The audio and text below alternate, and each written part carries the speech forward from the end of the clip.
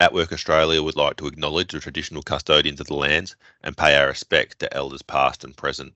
This podcast is being recorded in the southwest and Western Australia, which is land of the Noongar people. We'd also like to pay our respect and acknowledge the traditional custodians of the lands from wherever you may be listening from.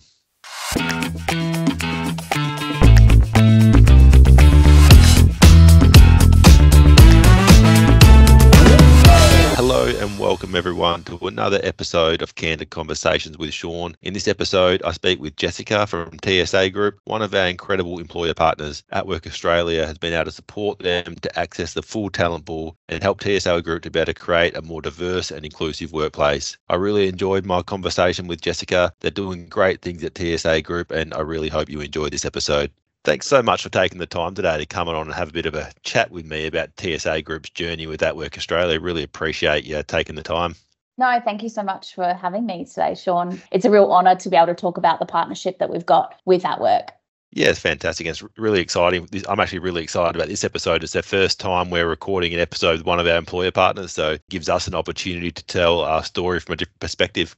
Right. So our audience can get to know you a little bit. Do you mind giving us a bit of background about who TSA Group are and a bit more about your role specifically? Yeah, absolutely. So at TSA Group, we design and deliver contact centre solutions for some of the world's leading brands. The work that we do actually stretches across several different industries. So anything from telco, logistics, insurance, automotive, travel and government. And we have over 5,000 employees across Australia, New Zealand and the Philippines. My role as the group manager of talent acquisition is to oversee, all of that recruitment activity that takes place. So I partner with the business to understand their current and future hiring needs and then develop some solutions in order to deliver to the needs. Oh, it sounds like a very exciting role that you're in and I'm sure keeps you very busy. It does.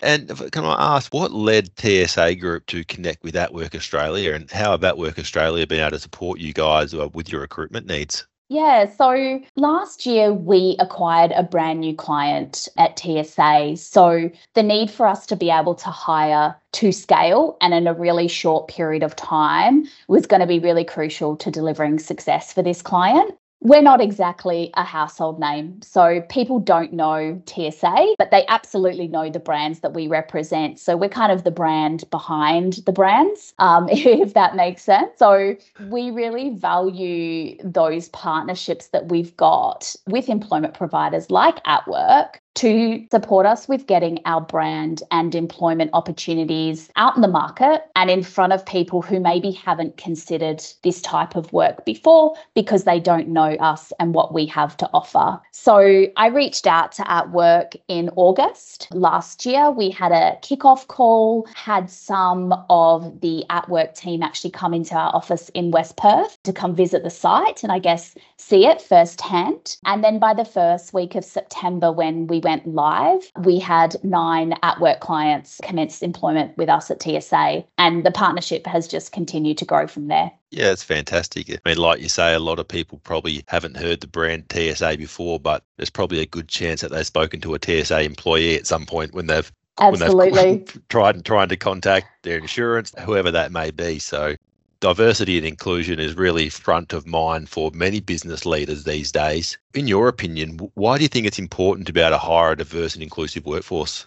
I've been in recruitment for almost 15 years, which is scary to say out loud, but across so many different industries. And I've been able to see firsthand the transformative power of diversity in any workplace. Well, to me, it's not just about bringing different faces into an office. It's about creating an environment where varied perspectives, experiences, and skills can all come together to create something truly remarkable and all have a common goal at the end of the day. Diversity in hiring absolutely should go beyond the conventional. It shouldn't be about, meeting numbers or filling quotas. It's got to be about bringing varied voices and experiences that also represent the clients and the customers in which we serve in our community. And that's absolutely the approach that we took here at TSA. These voices and experiences are what can create some exceptional customer satisfaction. And that's what we have experienced. We've got people in our team teams from different age groups, gender, cultural backgrounds, bringing different perspectives, holding each other to a really high standard as well every single day, but also supporting each other, showing resilience and respect in the workplace. And all of those things are so important to us to ensure that we are delivering the highest quality of service to our customers. And I'm sure just really something that gives people a sense of purpose every single day, the impact that they're having on their community.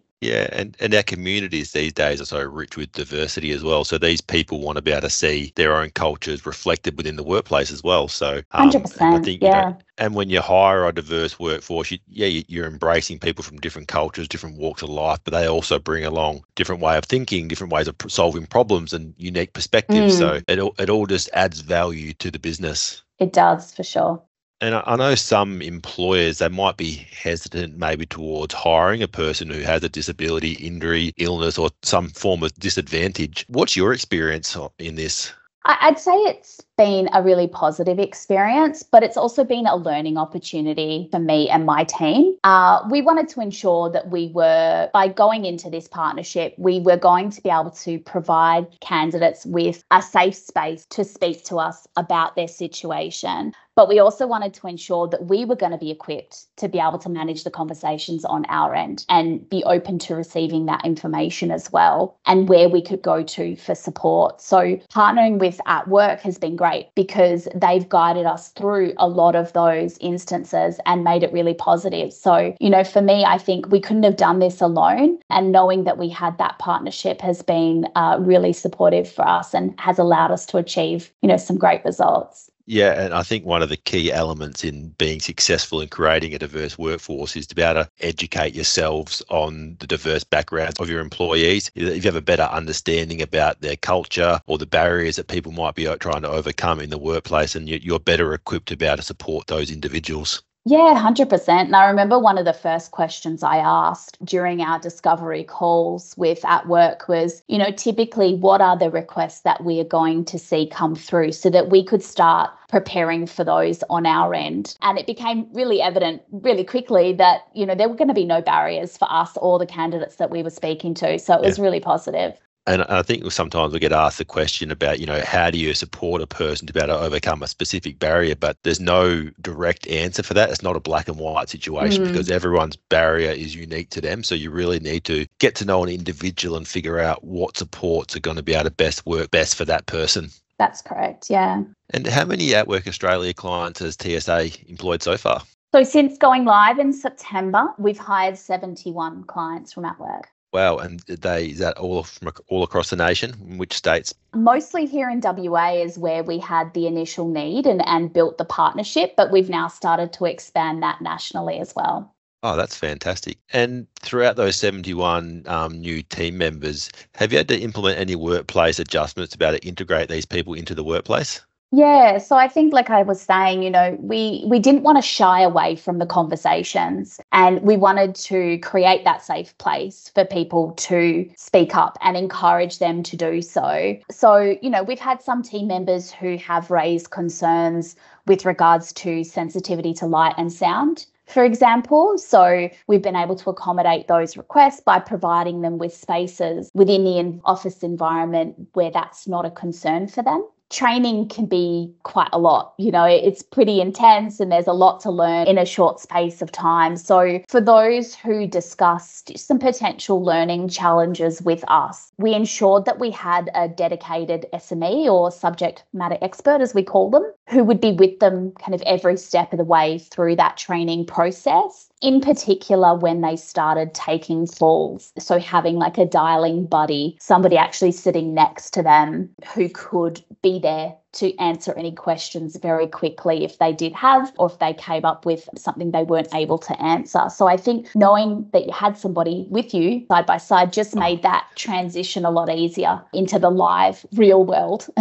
Yeah, I totally understand that. I think it can be undervalued sometimes, the benefit of just having a peer support there, someone who's got your back, someone you can bounce a question off if need be. It can make the whole onboarding process a lot less daunting. And I guess for some people, people, it could have been a significant period since they've been in employment. So having that support throughout their first initial stage would make all the difference. Yeah, definitely. And not forcing it on them either. That support is there if you need it for as long as you need it for. And, we've seen some really positive outcomes with, people going, I'm good now. I can go out on my own, which is great. We've made some physical and some structural changes as well to the office environment. So just making sure we have, clear pathways for those who require support with mobility, desks that are placed closer to some of the amenities in the office as well to reduce the amount of movement required throughout the day. So as soon as we're aware of what the requirements that somebody has, we can either adopt a process that we already have at TSA or create something new to support them. So it's, we've been able to draw on some of our previous experiences, but actually walk into some new experiences as well. Yeah, that's great to hear. And I love hearing about the workplace adjustments, especially the ones that are really simple to implement. I like how you said, you're sitting your new employee closer to the amenities if they have mobility barriers. So it's a short walk, make it easier for them. And it's really, when you think about it, it's so simple to implement. Yeah, correct. Yeah, longer breaks as well in some instances to accommodate that too. So, all of those things, as soon as we know about it, there's absolutely a solution for everything. Yeah, fantastic. And can we focus a bit more on the recruitment process? How does TSA tailor the recruitment process to maybe give a person with a disability, injury, illness, or disadvantage a fair opportunity? I know sometimes the standard recruitment process that's been around forever doesn't really allow some people to showcase their full skills and abilities. Yeah, absolutely. An inclusive recruitment process for me is where it starts. And that's what kicks off somebody's journey with TSA. And it's also that first impression they have with us as an organisation. So again, wanting to make it a safe place and an environment where we could actually evolve it over time as we started to learn more in this space. So for me, what was important when we started our partnership with atWork was creating a unique application link so they could share that directly with their clients. We receive thousands of applications per year, as you can imagine. So we wanted to ensure that we could create a personalised process so that every atWork client would be contacted by my recruitment team. So there was conversations happening with every applicant coming through. We've implemented some different processes to ensure that we're providing that secure and safe workplace.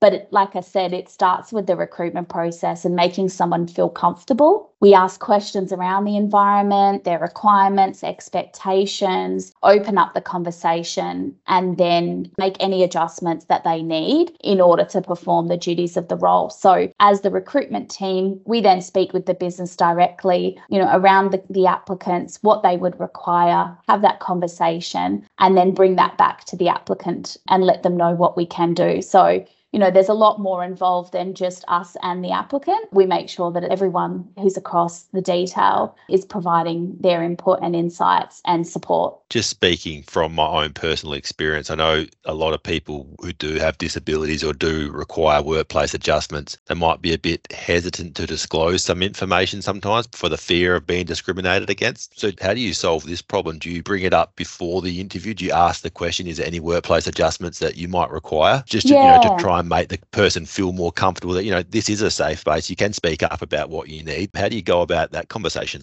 Yeah, that's exactly how it is laid out in the application form. So we're simply asking if they require an adjustment or if they require support in order to participate in the recruitment process on the job. So if they don't require an adjustment or any additional support, then they don't need to disclose that. But we're hoping that the way that we've worded that question in the application form does make it welcoming so that they understand that we would like to know this information so that we can support them as best as we can. And, it's definitely not a question that's asked, with drop downs and it wants more information. It's simply a yes, no.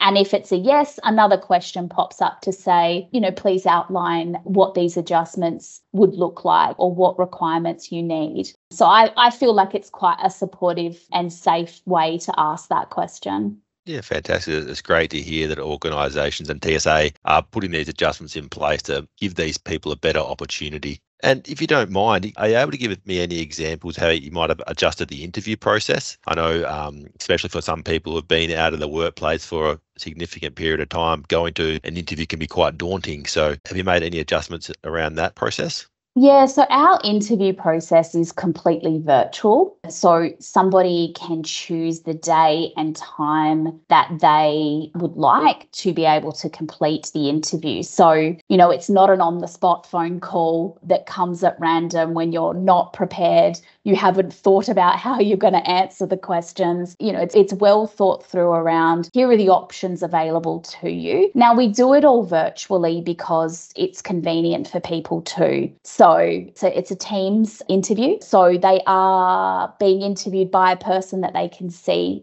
virtually as well, which we hope, they're in their home environment. It makes them feel a bit more comfortable to be able to, go through those interview questions that can sometimes be a bit daunting. But I find my recruiters are just so great at being able to make someone feel comfortable and really build that rapport at the beginning of an interview.